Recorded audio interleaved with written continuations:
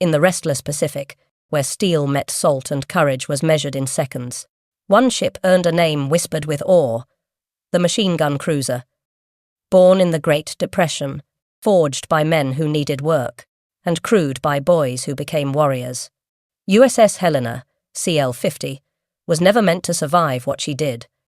She took a torpedo at Pearl Harbor and answered with fire. She turned night into daylight off Guadalcanal. Her guns spoke faster than fear, and her crew fought long after. Reason said, "Stop. This is not just a war story, it's the heartbeat of a ship that refused to die." In the dark waters off Guadalcanal, Japanese sailors spoke in hushed tones about an American cruiser that fired so fast, her guns sounded like machine guns tearing through fabric. They weren't wrong to fear her. USS Helena CL-50 would survive what should have killed her at Pearl Harbor, only to return with a vengeance that would reshape naval warfare in the Pacific. This is the story of the ship that refused to die, the cruiser that earned her nickname through sheer firepower, and the 1,000 men who made her legend possible. In an era when battleships were kings and carriers were the future, Helena proved that a light cruiser with determination could change the course of history. The story of USS Helena begins not in combat, but in the depths of the Great Depression. As America slowly rebuilt its economy, the Navy embarked on an ambitious program to modernize its aging fleet. The St. Louis-class cruisers represented a new philosophy in naval design, ships that could deliver overwhelming firepower while maintaining the speed to dance with death. When her keel touched the ways at Brooklyn Navy Yard on that cold December day in 1936, few could have imagined the destiny awaiting hull number 50. The workers who riveted her plates and shaped her armor were building more than a warship. They were crafting an instrument of survival and vengeance. Helena stretched 608 feet from stem to stern, her sleek hull cutting through water with a beam of just 61 feet. But her true glory lay in her armament. 15 6-inch guns nested in 5 triple turrets gave her a broadside that could unleash hell. These weren't ordinary naval rifles. The Mark 16 guns could cycle rounds at an astonishing rate. In perfect conditions, each barrel could spit out 8 to 10 rounds per minute. Do the math.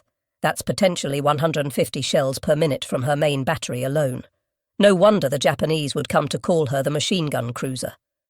Her secondary battery packed 8 5-inch dual-purpose guns, equally comfortable swatting aircraft or punishing destroyers. 4 Parsons turbines drove her through the waves at 32.5 knots, fed by 8 Babcock and Wilcox boilers that could push 100,000 horsepower through her 4 bronze screws. With a range of 10,000 nautical miles, she could hunt anywhere in the Pacific. But specifications tell only part of the story. What made Helena special was her crew, 868 officers and men who would transform steel and gunpowder into something approaching immortality. Helena slipped into the East River on August 27, 1938, christened by the wife of Montana's senator. The bottle of champagne that shattered across her bow was meant to bring good luck. Whether it did or not would depend on your definition of luck. Her early career reads like a peacetime travelogue. After commissioning in September 1939, Helena sailed south to Uruguay, where her crew got an ominous preview of their future. The wreckage of the German pocket battleship Graf Spee lay in Montevideo Harbor, scuttled after the Battle of the River Plate. Young American sailors stared at the twisted metal and wondered if they were looking at their own fate. The Pacific called, and Helena answered. By September 1940, she joined the Pacific Fleet, spending months in Hawaiian waters perfecting her deadly art. Gunnery drills, damage control exercises, navigation training, the endless repetition that transforms civilians into warriors. As 1941 drew to a close, Helena entered Mare Island Navy Yard for upgrades. The Navy, perhaps sensing the storm approaching, fitted her with new 1.1-inch anti-aircraft guns. It was like giving a boxer brass knuckles just before a street fight. On the morning of December 7, 1941, Helena rested at berth 1010 in Pearl Harbor's Navy Yard. Across the harbour, battleships sat in a tidy row along Ford Island. The Pennsylvania, mighty queen of the battle line, was supposed to occupy Helena's berth, but fate had other plans. The dry dock needed Pennsylvania more than the pier needed Helena. At Aero 757, Lieutenant Commander Shigeharu Murata, led 9 Kate torpedo bombers toward what he believed was Pennsylvania. Through the early morning haze, Helena's profile looked enough like a battleship to seal her fate. Only the lead plane released its weapon, a Type 91 torpedo that carved through the harbour's placid waters at 40 knots. The weapon passed beneath the mine layer Oglala moored alongside and struck Helena at frame 75, just below her armour belt. The explosion ripped through her engineering spaces like a giant's fist. Engine room number 1 and boiler room number 2 transformed instantly from ordered machinery spaces into twisted metal coffins. Seawater rushed through a hole large enough to drive a truck through. But Helena was already fighting back. Within 2 minutes, 120 seconds, her forward diesel generator roared to life. Power flowed to her gun mounts. As Japanese planes wheeled overhead for their second attack, Helena's anti-aircraft guns spoke their defiance. 4 bombs straddled her during the second wave, each near miss showering her decks with steel rain. The ship that should have died stayed afloat through miracles of damage control and human determination. 40 of her men lay dead, another 100 wounded, but Helena survived. In the wardroom, blood mixed with oil as medical teams worked to save the living. On deck, gunners stayed at their posts even as their shipmates fell around them. The Japanese pilots who reported her sinking made a terrible mistake. They had awakened a sleeping giant's little sister, and she would remember. In the aftermath of Pearl Harbor, Helena resembled a patient in intensive care. Water sloshed through her wounded hull, and emergency pumps worked around the clock to keep her afloat. But beneath the damage lay a heart that refused to stop beating. By December 9th, just 2 days after the attack, Helena limped into dry dock number 2. Navy Yard workers swarmed over her like surgeons attending a critical patient. Steel plates were cut, shaped, and welded over her wounds. The temporary patches would hold until she could reach a proper hospital. The journey to Mare Island in January 1942 tested every weld and rivet. Pacific swells pressed against her patched hull, searching for weakness. Her crew stood vigilant at damage control stations, ready to shore up any breach. They needn't have worried. Helena was tougher than she looked. At Mare Island, Helena underwent a transformation that went beyond mere repair. The Navy had learned bitter lessons at Pearl Harbor, and Helena would benefit from that brutal education. Her conning tower, which limited visibility during night actions, gave way to an open bridge. Where antiquated 1.1-inch Chicago pianos once stood, crews mounted 4 quadruple 40mm Bofors guns, Swedish-designed democracy wrapped in American steel. But the real revolution came in electronics. Helena received the new SG surface search radar, a marvel that could peer through darkness and fog to find enemy ships at ranges that seemed like sorcery. Combined with new FC and FD fire control radars, Helena could fight blind, a crucial advantage in the knife fights awaiting her in the Solomons. While darkness helped conceal ships from visual spotting, radar gave Helena the ability to see without being seen. Under Captain Robert H. English, then Captain Phillip, who commanded until September 1942, her crew trained with fanatic intensity. They had accounts to settle. Gunners drilled until they could load and fire in their sleep. Damage control teams practiced plugging holes and fighting fires until their responses became automatic. Every man aboard understood their mission. They were returning to the Pacific not as victims, but as hunters. In the mess halls, sailors spoke of revenge. In the engine rooms, mechanics coaxed every possible revolution from the turbines. Helena wasn't just repaired. She was reborn as an instrument of vengeance. By July 1942, Helena was ready. As she passed beneath the Golden Gate Bridge, bound for the South Pacific, her crew lined the rail. Some waved at girlfriends and wives on shore. Others stared westward, toward the enemy who had drawn first blood. The machine gun cruiser was heading to war. The Solomon Islands in late 1942 were a green hell where America and Japan bled for every yard of jungle. Guadalcanal, with its crucial airfield, had become the Pacific War's grinding wheel. Every night, Japanese destroyers and cruisers raced down the Slot, the channel between the Solomon chains, to reinforce their garrison and bombard American positions. By early October, Helena served in Task Force 64 under Rear Admiral Norman Scott. Unlike many American admirals who still thought in terms of battleship lines, Scott understood that radar and rapid fire would rule these waters. He drilled his ships relentlessly in night combat tactics, though he made the curious decision to use USS San Francisco as his flagship instead of the radar-equipped Helena. October 11th, 1942. The day of reckoning approached as American reconnaissance planes spotted Admiral Aritomo Goto's force streaming toward Guadalcanal. 3 heavy cruisers and 2 destroyers carrying reinforcements and bombardment shells. Scott positioned his force off Cape Esperance, ready to spring history's trap. As darkness fell, Helena's SG radar operator, radio man 3rd Class Robert S. Brown, hunched over his scope. At 23:25, a phosphorescent blip appeared. Enemy ships at 27,700 yards. Helena had found the Japanese before they even knew Americans were hunting. What followed was organized chaos. Scott, operating blind on San Francisco, ordered a column turn that accidentally placed his force across the Japanese T, the perfect position for a naval ambush. On Helena's bridge, Captain Gilbert C. Hoover, who had assumed command in September, grew increasingly frustrated.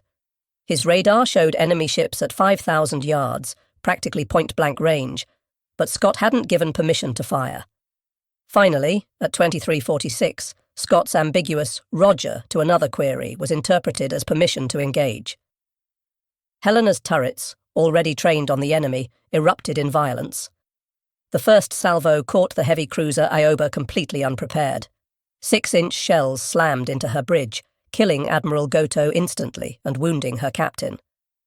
The Japanese admiral died believing his own ships were firing on him. He never imagined Americans could strike from the darkness with such precision. Helena's guns achieved rates of fire that seemed impossible. Spent brass casings rolled across her decks like golden rain as loaders worked in perfect synchronization. The sustained muzzle flashes lit up the night, earning her the nickname that would follow her to the grave. The heavy cruiser Furutaka tried to shield the flagship but sailed into a steel hurricane. Helena's shells found her torpedo tubes, and long-lance torpedoes, Japan's most feared weapon, exploded on their own deck. Furutaka burned like a Viking funeral ship before sliding beneath the black waters. In 14 minutes, it was over. Helena had fired over 1,400 rounds, her barrels glowing cherry red in the darkness.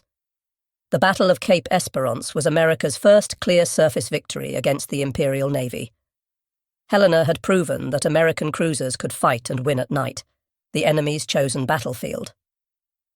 As dawn broke, oil slicks and debris marked where Japanese ships had died. Helena's crew, exhausted but exhilarated, had their first taste of victory. It wouldn't be their last. November 1942 brought desperation to both sides at Guadalcanal.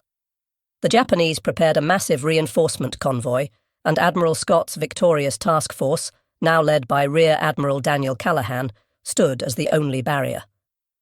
Callahan, brave but inexperienced in night combat, made the same mistake as Scott. He chose San Francisco as his flagship instead of the radar-equipped Helena. On the night of November 12-13, Helena's radar again proved prophetic. At Aero 124, her SG scope detected Japanese ships entering Iron Bottom Sound, the waters off Guadalcanal littered with so many wrecks they'd earned their grim nickname. 2 Japanese battleships, Hiei and Kirishima, led a bombardment force intended to pulverize Henderson Field. What erupted at 0148 was less a battle than a bar fight with 14-inch guns. The American column practically collided with the Japanese force. Ships fired at point-blank range, sometimes unsure whether their targets were friend or foe. Searchlights stabbed through the darkness, star shells burst overhead, and tracers crisscrossed like deadly fireworks. Helena's radar gave her a critical edge in this melee. While other ships struggled to identify targets, her fire control tracked Japanese vessels with electronic precision. She opened fire on what her crew believed was a battleship, likely Hiei, at just 4,200 yards. Her rapid-fire salvos walked up and down the enemy's length, sparking fires and explosions. The destroyer Akatsuki made the fatal error of illuminating Helena with her searchlight. Every American ship that could bear immediately concentrated on the illuminated destroyer. Helena's 6-inch shells joined 5-inch and 8-inch rounds in a convergence of naval gunfire that literally blew Akatsuki apart. She vanished in a massive explosion, taking all but a handful of her crew with her. Helena then shifted to rapid fire against 3 more destroyers, her guns cycling so fast that Japanese survivors reported thinking Americans had developed a new automatic cannon. One destroyer limped away burning, another went dead in the water, and the third fled into the darkness trailing smoke. Through it all, Helena danced between salvos, her engineers pushing her turbines to and past their limits. At one point, San Francisco crossed directly between Helena and her target, forcing a check fire that probably saved American lives. The friendly fire incidents that night claimed Admiral Callahan and Captain Cassin Young of San Francisco, brave men killed by American shells in the confusion. After 40 minutes of point-blank savagery, the Japanese withdrew. Hiei, battered by dozens of hits including many from Helena, lingered behind with jammed rudders. American planes would finish her the next morning, the first Japanese battleship lost in the war. Helena emerged with 1 man dead and minor damage. Her gunners had fired over 1,500 rounds, and her barrels were shot out from the sustained fire. But she had helped stop the Tokyo Express cold. Without that bombardment, Henderson Field survived to launch the planes that would savage Japanese transports over the coming days. As November 13th dawned, Iron Bottom Sound lived up to its name with new wrecks littering the seafloor. Helena had proven herself again, but the cost grew steeper with each battle. Between the legendary battles, Helena lived a grinding routine that tested men as thoroughly as combat. The Solomon Islands offered no respite. If Japanese shells didn't kill you, tropical diseases might. Helena's crew developed the 1,000-yard stare common to Guadalcanal veterans, men aged beyond their years by constant vigilance. Life aboard Helena followed the rhythm of war. General quarters at dawn and dusk, when submarines preferred to attack. Days spent bombarding Japanese positions on Guadalcanal, turning jungle strongpoints into moonscapes. Nights patrolling the slot, radar operators straining to catch the first glimpse of enemy vessels. The crew developed their own culture, born of shared danger. Helena's laundry became legendary, somehow maintaining pressed uniforms even after battle. The ship's band, Helena's Hottentots, played swing music on deck between actions, their jazzy renditions of Blues in the Night carrying across the water to other ships. Food was whatever the supply ships brought, spam, powdered eggs, and coffee strong enough to float a wrench. Fresh vegetables were memories. The ice cream maker, when it worked, produced the most valuable commodity in the South Pacific. Men would trade almost anything for a Dixie cup of vanilla. Captain Hoover proved a steady hand during his tenure. Unlike glory-seeking officers, he understood that survival meant victory in these waters. He drilled his crew constantly, but also knew when to ease the pressure. Movie nights on the fantail, boxing matches on the forecastle, small pleasures that reminded men what they were fighting for. The November 23rd relief of Captain Hoover for failing to adequately report the torpedoing of USS Juno struck the crew hard. They had just fought through hell together, and now their skipper was gone over what many saw as a bureaucratic vendetta.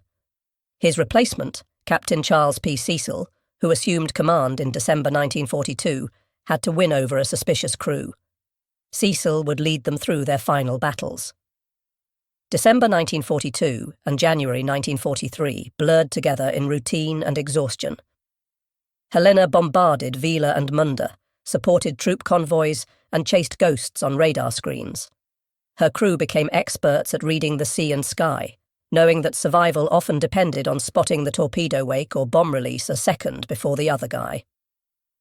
By February 1943, Helena desperately needed yard time. Her engines wheezed, her guns showed worn rifling, and her hull bore the scars of near misses. The voyage to Sydney, Australia felt like sailing to paradise. Fresh food, cold beer, and women who spoke English awaited. For a few precious weeks, Helena's men remembered what peace felt like. But wars don't pause for liberty. By April, Helena was back in the Solomons, her guns refreshed and her crew rested. The next phase of the island campaign beckoned, and the nightly runs down the slot continued. The machine gun cruiser had more work to do. As spring 1943 turned to summer, American forces prepared to leap up the Solomon chain. New Georgia, with its airfield at Munda, represented the next bloody step toward Tokyo. Helena would play her part in preliminary bombardments that turned Japanese positions into rubble. The routine had become deadly familiar. Slip into contested waters under darkness, pummel assigned targets, and escape before dawn brought retribution. On May 13th, Helena led a bombardment group against Vila, her shells walking through fuel dumps and barracks with methodical precision. The Japanese, learning from experience, had moved most assets inland, but Helena's guns still found plenty to destroy. June 1943 brought intensified operations. Intelligence reported massive Japanese reinforcement efforts, and every American cruiser worked overtime to interdict these movements. Helena's crew, veterans now, prepared their ship with grim efficiency. Extra ammunition came aboard until her magazines bulged. Damage control materials were pre-positioned. Men wrote letters home just in case. On June 30th, Operation Toenails, the invasion of New Georgia, began. Helena provided fire support for the landings at Rendova, her 6-inch shells clearing jungle in 100-yard swaths. Japanese shore batteries replied sporadically, their splashes walking toward Helena until counter-battery fire silenced them. July 4th, 1943, Independence Day, found Helena bombarding Munda Airfield. The Japanese had reinforced their anti-aircraft positions, and black puffs of flak dotted the sky. Helena's anti-aircraft guns replied, their 40mm rounds creating their own fireworks display. It was democracy versus fascism, traced in tracer rounds. That evening, Helena refueled at Tulagi, taking on oil and ammunition for another night's work. Intelligence had spotted another Tokyo Express run, destroyers racing south with reinforcements for New Georgia. Task Force 68, with Helena as a key component, would intercept them in Kula Gulf. The crew sensed something different about this mission. Maybe it was the full moon predicted for that night, eliminating the darkness that usually concealed American ships from visual spotting, though their radar would work just as well. Perhaps it was the reports of Japanese heavy cruisers joining the convoy runs, or maybe it was just the law of averages catching up. Helena had survived too many battles without serious damage. As July 5th became July 6th, Helena entered Kula Gulf for the last time. Her radar operators, the best in the fleet, would spot the enemy first as always. Her guns would speak with their characteristic rapid fury. But this time, the enemy would punch back with a vengeance that even the machine gun cruiser couldn't survive. The moon rose over Kula Gulf like a spotlight, turning the black waters silver and robbing the Americans of the concealment darkness usually provided. Admiral Walden Ainsworth, flying his flag in Honolulu, led Task Force 68 into the Gulf just after midnight on July 6, 1943. Helena followed in column, her radar already painting contacts to the northwest. The Japanese had learned from their previous encounters. Admiral Teruo Akiyama's reinforcement group included 10 destroyers armed with the deadly Type 93 Long Lance torpedoes, weapons that could reach out 20,000 yards at 49 knots. More critically, the Japanese had finally developed tactics to counter American radar advantages. At 0136, Helena's radar detected the enemy at 22,000 yards. For once, the Japanese radar operators matched American detection, spotting Task Force 68 almost simultaneously. Both sides began their deadly approach, knowing this would be a gunfight where speed mattered more than armour. At 0157, Admiral Ainsworth ordered the attack. Helena's turrets, already tracking their targets, erupted immediately. Her first salvos targeted the destroyer Niyazuki, Admiral Akiyama's flagship. The range was 11,000 yards, comfortable for Helena's experienced gun crews. Niyazuki never had a chance. Helena's second salvo found her, and the following salvos turned the destroyer into a floating pyre. 6-inch shells detonated her torpedo warheads, shattered her bridge, and opened her hull like a can opener. Admiral Akiyama died in the opening minutes, his last sight the muzzle flashes that spelled his doom. But even as Niyazuki died, her sisters had launched their long lances. 10 destroyers fired volleys of torpedoes before turning away at high speed, a tactic that traded gunfire for torpedo accuracy. Nearly 50 torpedoes now raced through Kula Gulf's waters toward the American column. Helena shifted fire to the destroyer Suzukaze, her radar-directed shells finding the target despite the range. But she had made a critical error. Her initial salvos used flashless powder, carefully hoarded for night actions. When those special charges ran out, she switched to standard propellant. Each salvo now lit up the night like lightning, clearly marking Helena's position for Japanese torpedo directors. At Aero 203, Helena's luck ran out. 3 long lances found her in quick succession, and the machine gun cruiser's death began. The first torpedo struck forward of turret 1. The explosion was catastrophic. Either her forward magazine detonated, or the torpedo's 1,080-pound warhead simply obliterated her bow. Turret 1 vanished in a pillar of flame that reached 200 feet skyward. The blast rolled through the ship, buckling bulkheads and throwing men against steel walls like rag dolls. Before damage control could respond, the second and third torpedoes struck amidships below her armour belt. These hits broke Helena's keel, the ship's backbone. Her engine rooms flooded instantly, turbines screaming to a stop as seawater rushed in. Electrical power failed, plunging internal compartments into darkness broken only by battle lanterns and flames. Captain Cecil immediately recognised the fatal nature of Helena's wounds. With her keel broken, the ship was already beginning to jackknife. He passed the order all captains dread: abandon ship. But Helena's gunners weren't finished. Even as she settled, her aft turrets continued firing, their crews refusing to leave their posts until the last possible moment. Turret 4 fired until seawater flooded the handling rooms. Turret 5's crew manually trained their guns, firing until the list became too severe to elevate their barrels. The ship broke into 3 sections. The bow section, everything forward of turret 2, had already vanished. The stern section, containing nearly 400 men, floated independently. The centre section, containing the bridge and most of the engineering spaces, rolled over and sank within minutes. Men struggled in the oil-covered water, some wounded, all shocked by the sudden transition from combat to survival. The destroyer Nicholas, risking torpedo attack, moved in to rescue survivors. Her crew pulled exhausted men aboard while her guns engaged Japanese destroyers trying to finish off Helena's survivors.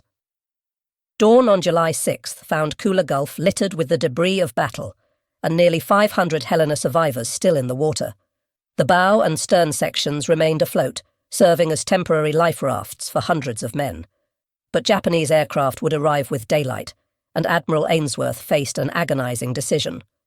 Nicholas and Radford had pulled 739 men from the water during the night, their crews forming human chains to haul oil-soaked survivors aboard. But radar showed Japanese warships still in the area, and dawn meant certain air attack. Ainsworth ordered his ships to withdraw, leaving hundreds of Helena's crew behind. For the men still in the water, July 6th became a test of endurance and will. The tropical sun burned exposed skin, while salt water tortured wounds. Sharks, drawn by blood, circled the survivors. Men formed groups, supporting the wounded and sharing the few life rafts available. On Helena's floating stern section, Lieutenant Commander John L. Chew organised the survivors. The stern still had some food and water, plus medical supplies. Chew established watches, rationed supplies, and maintained discipline. When Japanese float planes strafed the survivors, men dove beneath the twisted steel for cover. That night, 2 American destroyers attempted a rescue but were driven off by Japanese warships. The survivors spent another night clinging to wreckage, their numbers diminishing as wounded men slipped away and sharks took their toll. The story might have ended there but for Coast Watcher Reverend A.W.E. Sylvester on Vella Lavella Island. He reported the survivors' location and coordinated with local natives to guide rescue efforts. On the night of July 7th or 8th, destroyers Nicholas and Jenkins, along with fast transports Dent and Waters, returned to Kula Gulf. Using whaleboats and rubber rafts, they pulled 165 men from the water and the floating stern section. The stern finally sank during the rescue, as if Helena had waited to ensure her crew was safe before taking her final plunge. But 88 survivors had drifted to Japanese-held Vella Lavella. For a week, they evaded enemy patrols with help from native scouts and coast watchers. Living on coconuts and rainwater, moving only at night, they made their way to the island's northwest coast. On July 16th, Destroyers Taylor, Maury, Gridley, and Ralph Talbot executed a daring daylight rescue, evacuating the last of Helena's survivors under the noses of Japanese forces. The final tally, of Helena's crew of 868, some 168 men died in Kula Gulf or during the rescue operations, but 700 survived, saved by the courage of destroyer crews who risked everything and the determination of survivors who refused to give up. Helena's story could have ended in Kula Gulf, another casualty in the grinding Solomon Islands campaign. But legends don't die easily.